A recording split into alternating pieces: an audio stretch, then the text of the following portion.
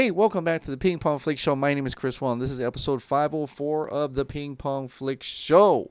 Let's get into just a few little DC updates. The first one is a Instagram post and a tweet from Elliot Warren. Now, Elliot Warren is an actor, and he publicly announced he's so excited to announce that I have joined the cast of Matt Reeves' The Batman. And here he puts, that's that's not the logo for the Batman, I don't think. But in June 2021, that's him, right? So we don't know who he's playing. He could be playing nothing. He could be playing, like nothing major. He could be, a beat cop. He could be a detective, whatever, right? But he's so excited to announce, and it's been an incredible experience so far. Childhood dream come true. He puts a bat there and a fire. Now, people are suggesting that the fire emoji on his Instagram post could mean Firefly. Yeah, well, it could. It could. And I don't know if there's there's the bat here flying with a fire. There are many villains in the Batman, so that could be a possibility, sure. Or it could just be, I don't know. I'm on Batman. There's the bat emoji, and it's gonna be lit. That's could be that too. So I wouldn't get too overly excited about having possibly a Firefly, but there is that possibility because Matt Reeves, the Batman, is supposed to have multiple villains, and we've known so far of Riddler, of Penguin, of Catwoman, possibly Two-Face, and Mad Hatter, and there's multiple villains in this movie. So if he's going through like a place like Arkham Asylum or something, and he's revisiting all of these criminals, there's a big chance that one of them is Firefly. So I wouldn't put it past that's a possibility. But for now, going off the emojis, I want to say it just means it's going to be lit. But we'll see what happens with this. So Elliot Warren is the newest actor to be cast in The Batman. Okay. Cosmic Book News had put something out today. Of course, this is also a rumor, big rumor again. And they go through rumors a lot, kind of like we got this covered. Though they do, like I said, get things right and also get things wrong. But for this one, they're suggesting The Flash, female Mirror Master, rumored. Now, this is actually coming from apparently Daniel RPK with no further info known. The Flash movie is again rumored to be gender swapping a villain. At this time, it's rumored a female Mirror Master will be used in the film. A female Mirror Master wouldn't be unheard of, as the Flash CW series featured the character Eva McCulloch as, I don't think I said that right, as a series regular in the second half of season 6, played by actress Ifrat Dor. In the comics, Mirror Master is Samuel Joseph Scooter or Yvonne McCulloch, with the latter used more prominently. So, since the Flash movie is adapting Flashpoint again in the comics, the Flashpoint story saw Evan trapped within the Mirrorverse and unable to escape, or he would die. But Mirror Master managed to assemble the rogues with plans to get revenge on Captain Cold for his entrapment. Regarding another villain rumored to be gender swapping for the movie, a rumor offers Reverse Flash will be a female villain, possibly portrayed by Jessica Chastain. Now that's a rumor that was been going around for a while before. While not much is known about the flick, director Andy Muschietti did recently confirm that this movie will be a different take on Flashpoint than the comics. So anything can happen, and it seems we're talking about alternate realities here, aka the DC multiverse. The Flash has a July 1st, 2022 release date, starring Ezra Miller. So, taking from that, it could possibly happen. You never know. Gender swapping is it's happening a lot more nowadays in terms of that, and there's nothing wrong with that. And also that whole thing about Reverse Flash being gender swapping too with Jessica Chastain, that was also a rumor going as well. So Like I said, this is all rumors, but let's get to the point that if there's Mirror Master and Reverse Flash in it, then it's going to probably capture a lot of those Flashpoint moments there. Of course, nothing is officially set in stone in terms of the other Justice League characters showing up, so we don't know how far they're really going to take the Flash movie and how far are they really going to take with the Flashpoint storyline, if at all. We don't know if the other Justice League members will show up. That part is still up in the air in terms of Flashpoint. I don't know if we're going to have,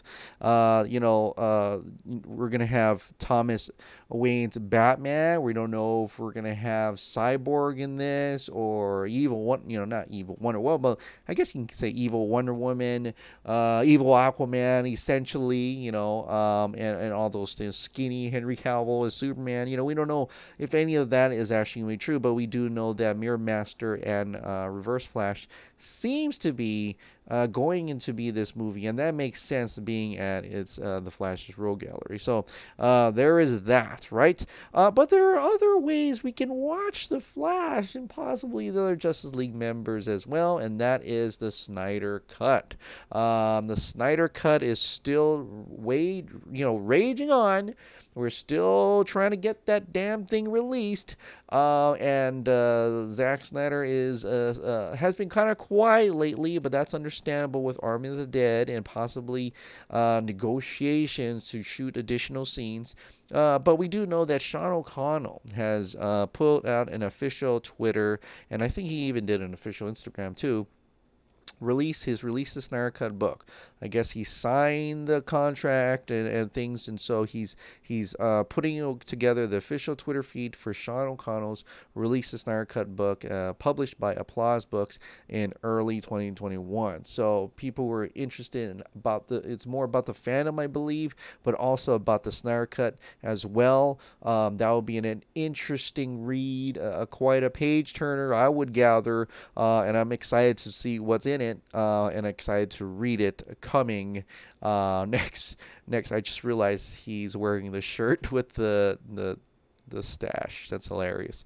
But anyway, looking forward to the book, Sean O'Connell, in early 2021. So be on the lookout for that.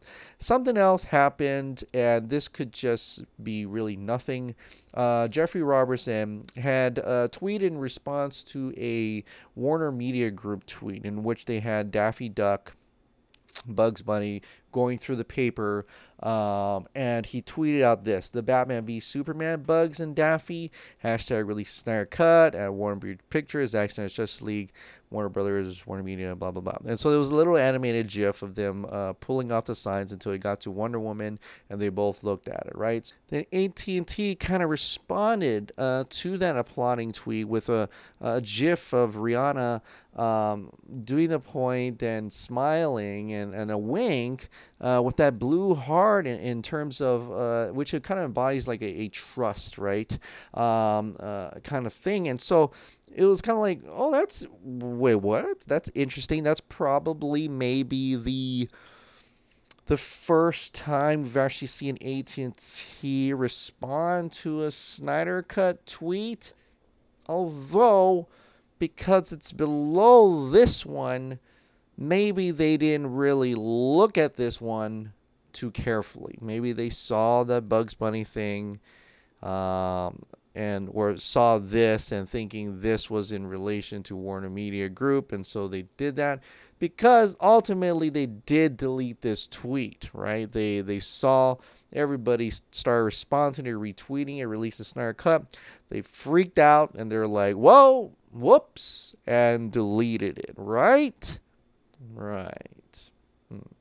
So I thought that was kind of interesting to point out. I want to thank Jeffrey Warfield for putting that together, seeing that the tweet had got deleted. So thank you very much, Jeffrey Warfield. Now, a little bit into Snyder Cut. There's two articles that came out. One from Steven, and it's from Screen Rant. Both were from Screen Rant. Steven and Brad had put out an article in terms of the Justice League. Can Zack Snyder's proposed reshoot scenes actually happen. There's a lot of positivity here. Essentially, just summing it up, like, if not, why? If there was no plans, or there's no a thumbs up, or possibly even money to complete its cut that would include additional photography, why, there would be not much use for additional photography at all, right? Then why mention it? Why even offer the golden ticket to Victor Koo to go to such an event if it was never going to happen? So you kind of thinking backwards, not backwards, but thinking it from the other way around, like, that wouldn't make sense to even say there's additional photography if there was nothing going to happen and the Zack Snyder's Justice League was not going to come out. Because for Zack Snyder's Justice League to be approved by Zack Snyder to come out, it needs to come out the way he wants it to come out.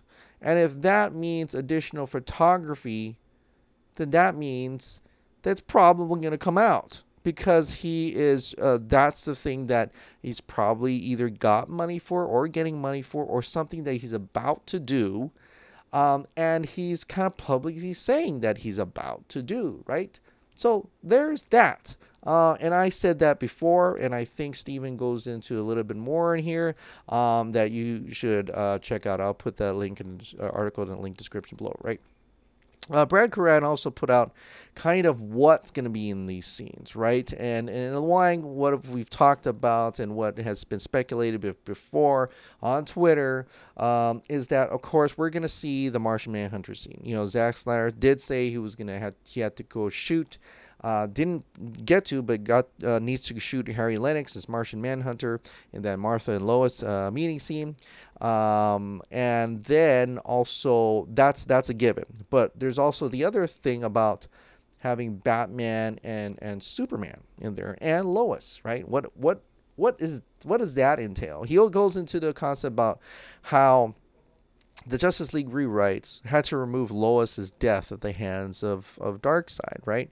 And so he also kind of says what I talked about in the last video in terms of the conversations that myself and a whole bunch of others and fans have discussed over on Twitter, that there's possibility Zack Snyder's Justice League ends with Lois's death at the hands of Darkseid, and possibly a little bit of the nightmare future that involve Nightmare Batman, right? And that it was supposed to kind of just it was a roadmap, right, to the inevitable Batman sacrifice towards the end of this thing, right? And so it would have had that, or it could, and he also just maybe it even had some Green Lantern in there, things like that, but it would partially not be too expensive to do some of those additional scenes, and so it goes into those and just makes you just perk your interest a little bit more of like what is he trying to put back in there? Is it the scary idea that I talked about in the last one? Is it something else? Is it in a way to tie in Super and Batman, maybe their conversation together after his resurrection? Other things that would have in mind, right? What does he have in mind in terms of that, right? So, but I just want to emphasize that Warner Brothers or Warner Max hasn't officially given their green light to this yet, so we don't exactly know if this is actually happening. But to the prior article, it sounds like, well, why even bother talking about additional photography if it's not going to happen, right? So there is that to it. But I'm surely, really, truly hoping this comes out, announces this year, even comes out this year at if anything, a possibility in that, and it terribly won't be. I think I would love it to be on Warner Max, HBO Max. It's essentially, especially in this during time of age, I want to watch that limited theatrical release. But with this whole coronavirus thing going on and the place looking like a nightmare, people are dressing up like nightmare Batmans. I think it would be pretty awesome. If anything, if we're supposed to be introverts in our own home, right? not go out to large gatherings such as a movie theater. It will be great to see, the Snyder Cut on HBO Max when it launches in May, because streaming services right now would be key.